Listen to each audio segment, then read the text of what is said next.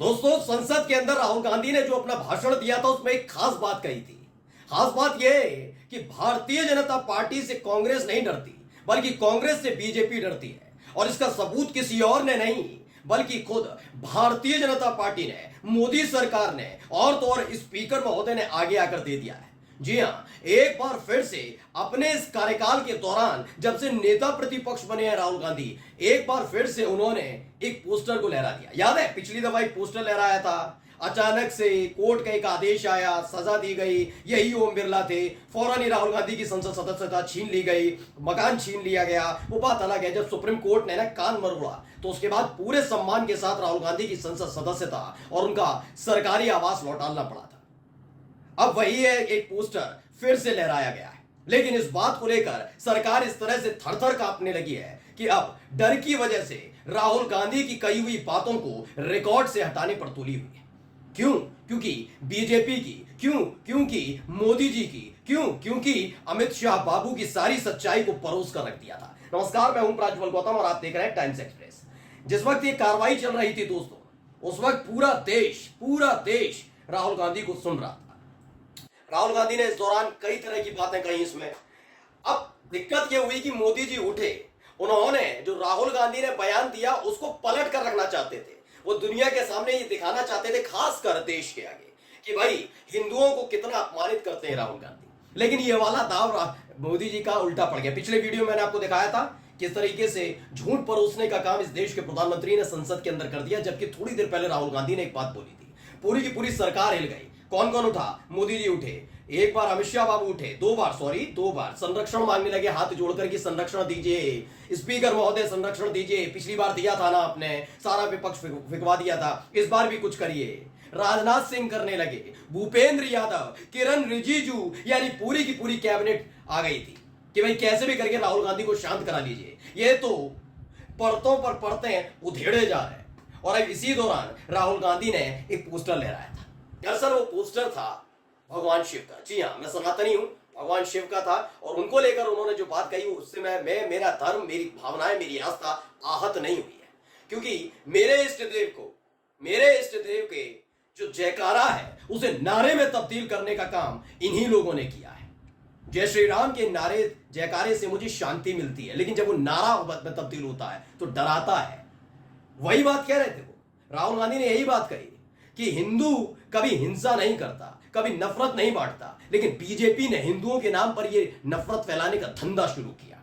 इसी से बौखला गए थे।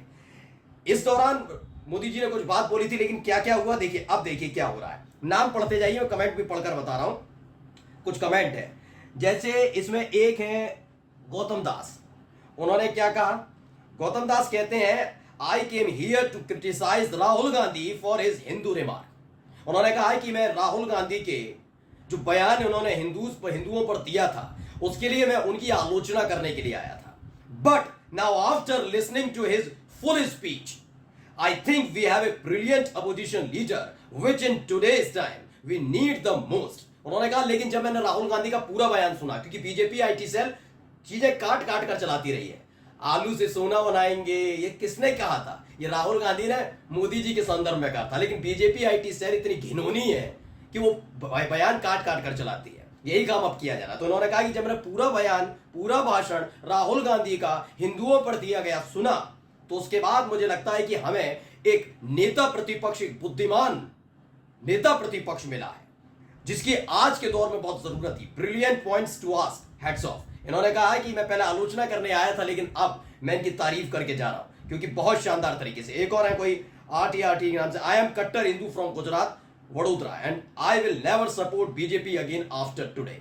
उन्होंने कहा है कि मैं एक कट्टर हिंदू हूं, गुजरात से हूं, वडोदरा से हूं, और आज के बाद मैं कभी भी बीजेपी को सपोर्ट नहीं करूंगा। क्यों? क्योंकि जो राहुल गांधी ने कहा थोड़ी देर पहले, उसे झूठ के तौर पर प्रस्तुत करने का काम मोदी जी कर रहे थे और बीजेपी आईटी से झूठ फैला रही थी।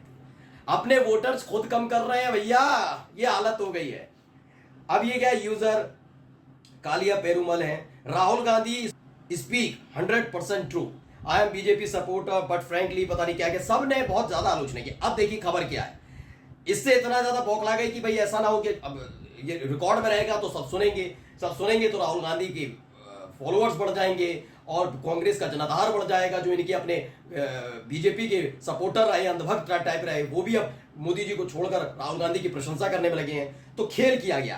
क्या किया जा रहा है देखिए, खबर पढ़िए, एनडीटीवी ने खबर छापी।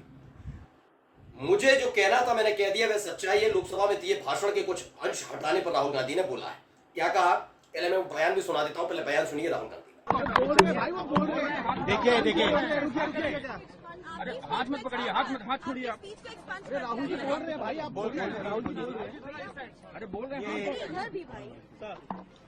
मोदी जी की दुनिया में सच्चाई एक्सपंज हो सकती है, मगर रियलिटी में सच्चाई एक्सपंज नहीं हो सकती है। जो मैंने कहा था, जो मैंने कहना था, मैंने कह दिया, वो सच्चाई है।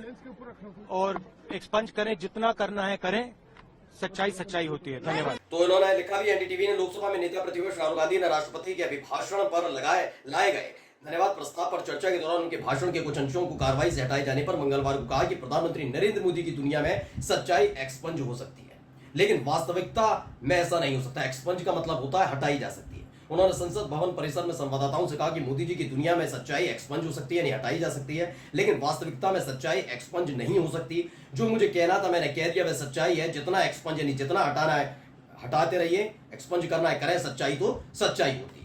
खबर क्या निकली मैं आपको बताता हूं। बीच में राजनाथ, जब ये अग्निवीर योजना वाली मसला उठा, तमाम मुद्दे उठे, तो राहुल गांधी ने मुद्दा उठाया, तो आपने देखा भी था।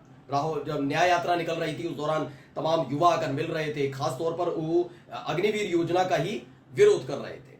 तो उसी को लेकर बात चल रही थी। राजनाथ सिंह उठते हैं और कहते हैं कि बिना सच्चाई जाने राहुल गांधी ने बयान दिया, इसीलिए इसको हटा देना चाहिए रिकॉर्ड से। मतलब विपक्ष का पूरा बयान हटाने पर तुल गए।